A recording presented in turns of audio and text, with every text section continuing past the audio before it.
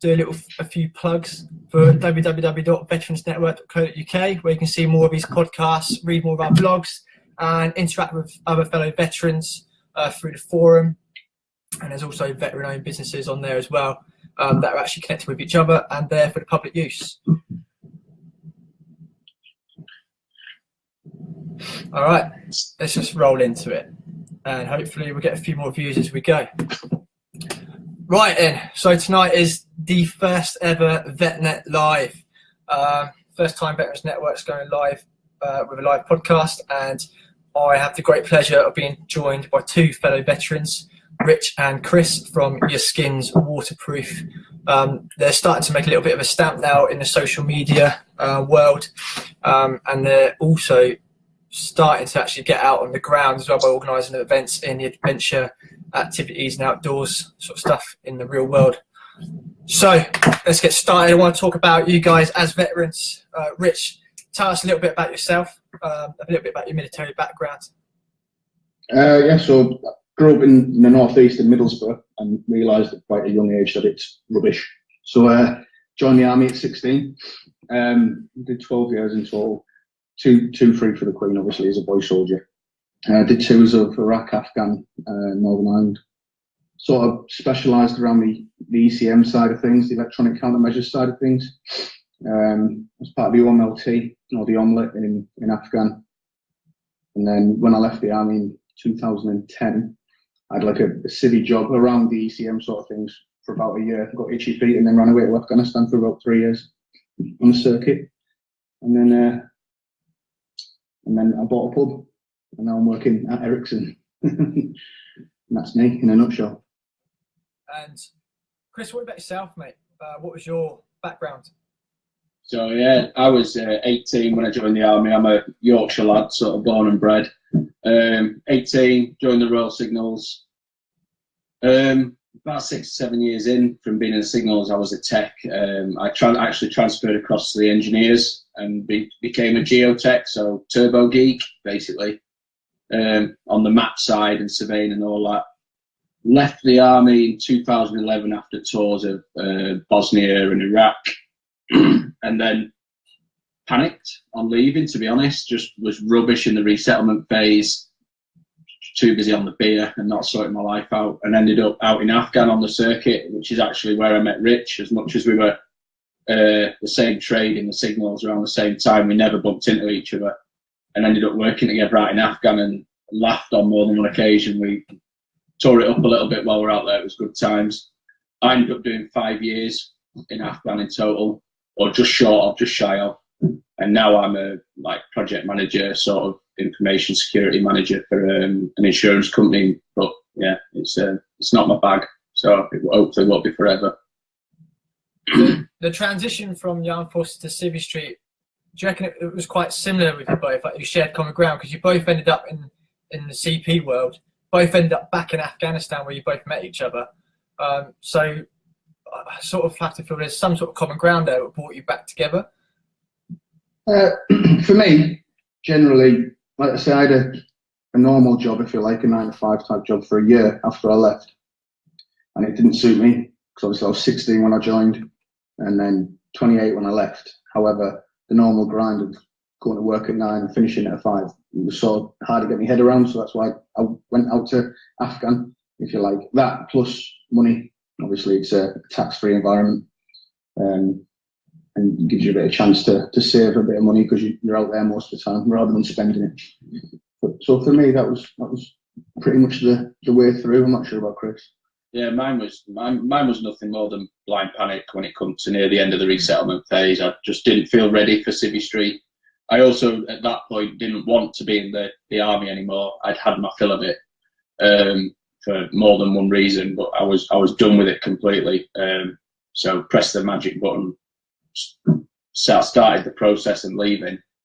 Well, started, I didn't do anything, and then just left. And like I say, completely panicked, and was really lucky that sort of 6 weeks after my last serving day, I was on a plane to Afghan.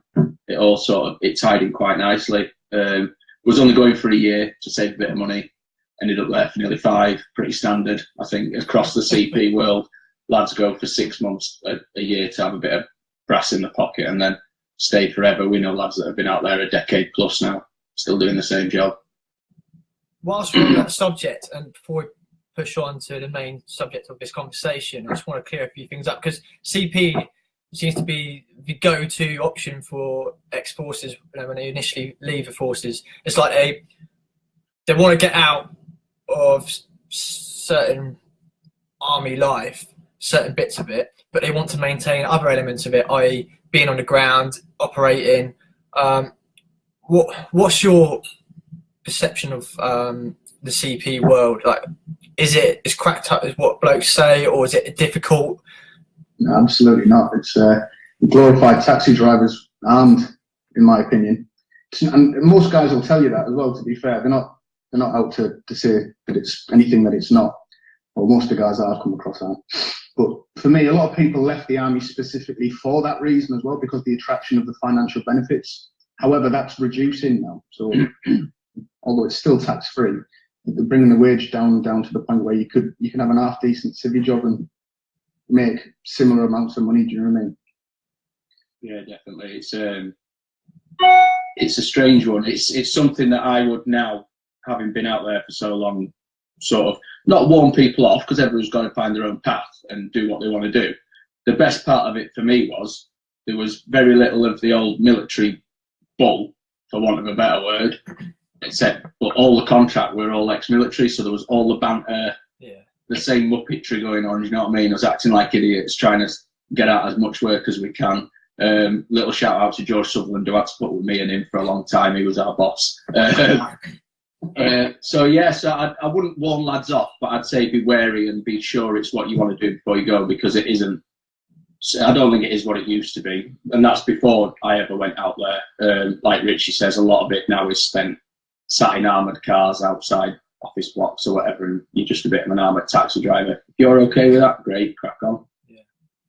So you both knocked that on the head now, and sort of truly reintegrated back into civilian life. You both got civvy jobs now. How long have you both been out? This is my 8th year. 2010 I left. Yeah, nearly 7 for me. Okay, yeah. And do you still feel like you're in that transition phase, or do you feel like you're properly reintegrated into Civvy Street now? Since we've got in touch with you and the Veterans Network, I feel more comfortable than what I have done for a long time. Oh, right, okay. Just knowing that you sort of do feel a bit isolated. Do you know what I mean? Don't get me wrong, I've still got a circle of friends that are all military, by the way. We sort of like meet each other once a year minimum. But yeah, it's good. It's good what you're doing. It is. I think, I don't feel like I'm fully integrated yet, but I only actually came back from Afghan in late 2016, where it still felt very much a military type environment because of who you were with out there. So I still feel like I'm going through that transition phase and trying to find my path. So I've skipped around a couple of jobs, and don't get me wrong, I'm in a decent paid job. It's all right. It's paying the bills until the things we want to do take off. So yeah, it's all right. And them things being, of course, YaSkinsWaterproof, which is what we're here to talk about. You both recently launched this. It wasn't initially a brand, was it? What was YaSkinsWaterproof when it initially launched? Well, it's funny the way that it came about. Actually, me and Chris hadn't spoke to each other for a fair few years. The pub sort of took over my life. Do you know what I mean? And Chris was still out on the circuit, and then down in London for a while. And you do sort of just not lose touch, but you stop speaking as much. Do you know what I mean? And I decided one day myself to go out, start walking on the hills, try and get away from the noise of life, if you like, and all the stresses that running a pub brings. And if anybody's thinking of doing it, don't do it. And then I decided to document it via social media and just came up with the name YaSkinsWaterproof, obviously, because I thought it was relevant. It's an old military term, etc. And then Chris got in touch with me randomly. He said, "Oh, guess what? I've started walking as well. Do you want to do it together?" And I was like, a bit crazy, but yeah, absolutely. And it's sort of grown legs from there. Yeah, it has actually been growing quite rapidly as well, hasn't it? Yeah, I mean, the first sort of significant, I think, step we took, because it was just going to be me and him pouncing up out into the hills and mucking about, taking pictures and having a bit of a giggle on social media, and then it was actually my Mrs. Gemma who said, "Oh, do you fancy trekking to Everest Base Camp?" It was just going to be a holiday, so to speak. And then me and Rich spoke, and we were like, right, let's get on it. Let's dig a charity out. Let's decide who we're going to raise money for, and let's make this a bit of a thing, a bit of a theme for us. Even at that point, we were still just going to stay as this social media type element, and obviously Talking to Minds come in there, and from there it's just massively grown legs. And yeah, as we'll probably talk about in a bit, we've got all sorts coming up in the near future now, which is great. You've mentioned Talking to Minds. Of course, the reason I came across you guys on Twitter initially was I saw you doing an event where you're going to be going up to base camp of Everest, and that's raising money for Talking to Minds. Why Talking to Minds, and why base camp? Well, base camp, like Chris just said there, was initially a holiday book for Chris and his partner Gemma, and I sort of tagged along, and we sort of used it underneath the umbrella of the brand. I was always going to try and do some charity work anyway while I was out on the hills. Talking to Minds came up basically because obviously the mental side of things is close to most soldiers' hearts. If you're not affected directly, you're indirectly affected by it with people that you know, or and things like that. And that sort of, I've seen it on TV one day. The guy who runs it, X22 SAS, Rob Paxman, his name was, ex-Royal Engineers, I believe. And because it was on the TV, it was the first one that came to mind, so I did a little bit of research into it, liked it, got in touch with Rob. He's a good guy. I've been speaking to him on the internet, and then decided to set up our own little page with our challenge. And we're adding not just the Everest Base Camp to the challenge now, because obviously it's a challenge in itself. And to anybody who thinks, oh, it's just base camp, I challenge you to go and do it yourself. But we're going to do Hadrian's Wall as well in June. That yourself, Jamie, is going to tag along, which is 84 miles. We're aiming for an average of 3 miles an hour, which is about 28 hours. But I think personally that might be a bit optimistic. However, it doesn't matter if we go over the 28 hours as long as we complete it. And we're not going to start a new charity page or anything. It's all part of the same one, which the money then goes across to Talking to Minds in November. So it runs for a month after Everest Base Camp gets completed.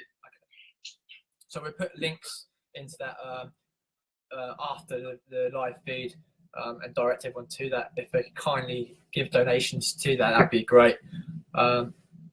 So you're preparing for Mount Everest Base Camp, and that is now also sort of, I guess, from an outsider's point of view, that's sort of what's helped develop YaSkins Waterproof, because obviously you're going to be doing your training for base camp by doing such events like Hadrian's Wall. You're about going up our beloved Brecon Beacons at some point as well, aren't you?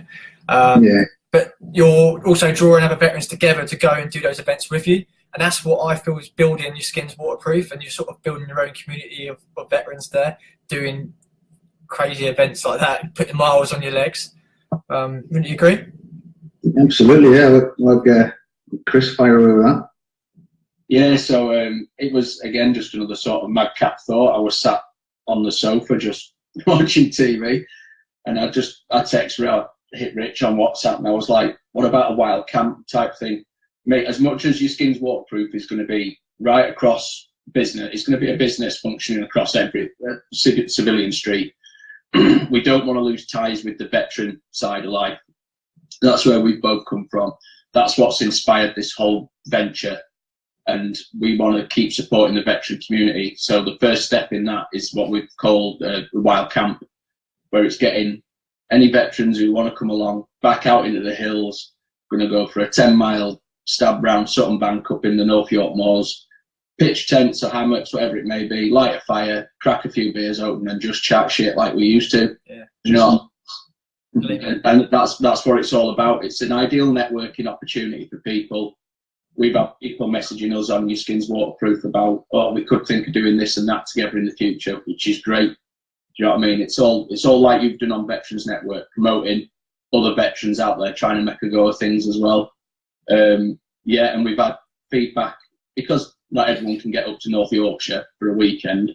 We've already got people asking us if we can run one down south, and that's where we're on about doing the fan dance. And wild camping after that, because we'll probably all be hanging out thinking we're still 20-somethings and then probably dead halfway up. But yeah, Jacob's Ladder. yeah.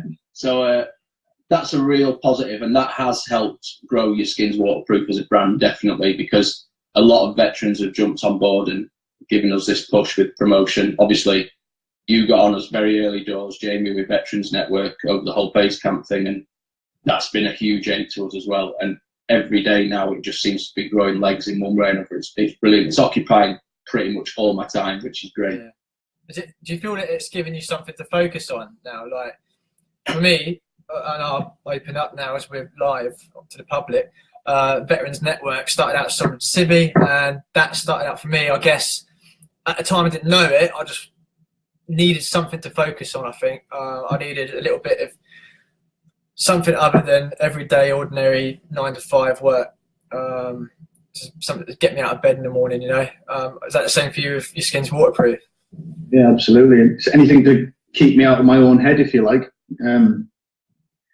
But something that I enjoy as well. I know you can do that with work, but it's called work for a reason. Do you know what I mean? It's not necessarily your vocation. Like being in the military is, and that for all that people may perceive it as soldiers being robots, we all know it's not like that at all. You're sort of forced to think for yourself, and you're missing that in the civilian world, I think, personally. And this, what we're doing, is something we want to do. We're going to go down that direction, so we've got a lot of passion involved in it. And I'll quite happily stay up till 2-3 in the morning, getting up at 6-7 the next day, knowing like if I've got to do something work-wise with this, whereas if I had to do that with my job, I'd be like grumbling. Do you know what I mean? Yeah, definitely. For me, it's along similar lines. The whole getting back out in the hills piece for me was about occupying my brain and going out and finding a little bit of peace and clarity. I have been for a long time. I've refused to admit that I've had. Let me lay the groundwork here now straight away. I am not talking huge dramatic things like a lot of lads and lasses out there have had. They've had it far worse, but because of that, I thought that my mental health issues, they made me feel a bit of a fraud, because it had all pretty much stayed in my head. My life hadn't collapsed around me. I was still working, I was still earning money, I was still enjoying myself a lot of the time. But that, it made me feel like a bit of a fraud if I wanted to admit it. And it wasn't until people like my mum and my grandma actually called me and were like, you need to speak to someone. And it was more the last sort of 18 months of being in Afghan, and the first few months of coming home from Afghan, and I was just rapidly going downhill. I would isolate myself from people, just burst into like proper angry fits of rage over the stupidest stuff. And now I've just had my first coaching session with Save Our Soldier last week, this week actually, which was brilliant, because that's all about coping mechanisms. It's not about running you through the mill and making you relive everything. It was fantastic. Hopefully that'll keep going, and it'll just give me a way of just leveling me off. I just need to be able to reset myself to neutral, if you know what I mean. Yeah. But that's why I started in the hills, and because I go up there and I forget about everything else, and it's just my way of dealing with it. And now we've got YaSkinsWaterproof, I haven't got any time to spend in my own head now. Like Rich says, if I'm not at normal work, then I'm doing stuff for YaSkins, or I'm writing blogs for us, or whatever it may be. So yeah, it's a busy time, but it's much better than sitting twiddling my thumbs. Yeah. I think when you're unhappy yourself, you sort of drag everybody else around. It's close to you down as well. Do you know what I mean? So I've noticed that since I've been doing this, I'm a lot happier, and obviously the family's a lot happier. Even my dog's happier, even though he's a bulldog and he doesn't look like he is at the moment, but he is. It's good. I think it's a way we should try and encourage other veterans to do what we're doing as well. It's not just a case of bringing veterans together under these communities like Veterans Network, YaSkinsWaterproof, and other organisations and communities. It's a case of just encouraging other veterans to say, why don't you start something? Why don't you start your own little project? Bring your little network of veterans together. Like yourself, Chris, you're now, like you said, you're blogging. And that's how I started. I just found that writing about stuff was the best way of clearing your mind and just getting stuff off your chest and letting it out. Do you feel, is that working for you? It definitely, mate. It's a mental dump for me. It's almost, again, it's a bit of clarity, because once I've written it down, I feel like even though I've not directly told anyone, that'll happen later when I publish it if I decide to. It seems to have just removed it from me, and whatever's been annoying me, winding me up. Once I get it down, I just seem to calm down a little bit. And really nicely, actually, last week I wrote a blog and put it on YaSkinsWaterproof, and had a couple of girls come back, and I think they're both just civvy lasses, and just really nice feedback. And it's good to see that if I can help one person by writing about stupid little things that have bothered me and how I haven't dealt with them and how I'm trying to deal with them, then that's perfect for me. It's all about getting the message out with stuff like this, because the worst part of it for me was when I sat in a room out in Afghan or whatever and just went through it on my own. It was torturous at times. Yeah. So YaSkinsWaterproof is not only bringing veterans together, it's also helping you both as individuals to sort of manage your own mental health. And now it's officially becoming a brand. What's the future for YaSkinsWaterproof, like beyond base camp? Like Chris said, we don't want to forget our roots, obviously. We are quite excited because we are starting to take direction. But what we are going to do as well, we're going to do sort of like a challenge ourselves at least once a year after base camp and keep raising money for Talking to Minds. We're also going to trim 10% off any profit that we make from our clothing range at the moment and donate that directly across as well. Which sort of our little way of helping, if you like. Every little helps. Then we've got a 5-year plan of actually trying to summit Everest. So the first step will be base camp, which is roughly 5,500 meters up. And then we're going to sort of go higher and higher each year. Different mountains, different ranges. Undecided as yet. We're doing in the process. Chris is already a military qualified mountain leader, but in civilian world it doesn't mean anything, unfortunately. So we have to go through the process again to get civilian qualifications, which takes quite a bit of time, believe it or not. We've got to have at least 20 recorded hikes at altitude, and then go on a skills course, and then go on another assessment course afterwards. But with us going to Everest, we'll probably be able to bang at least 10 altitude hikes out there anyway. And we've been doing every fortnight roughly, been going out in the hills, apart from after Christmas because he had man flu, bless him. But I think he's recovered now. Yeah, just about.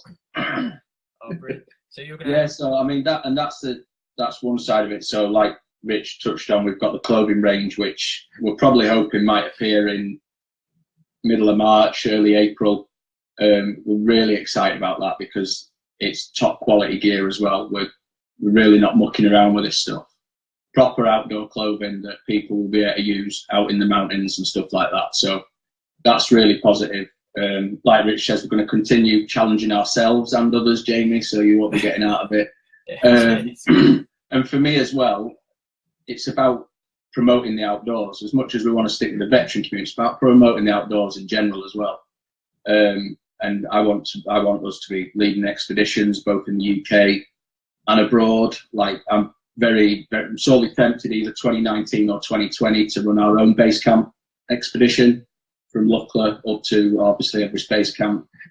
So using this one this year is also a bit of a fishing expedition.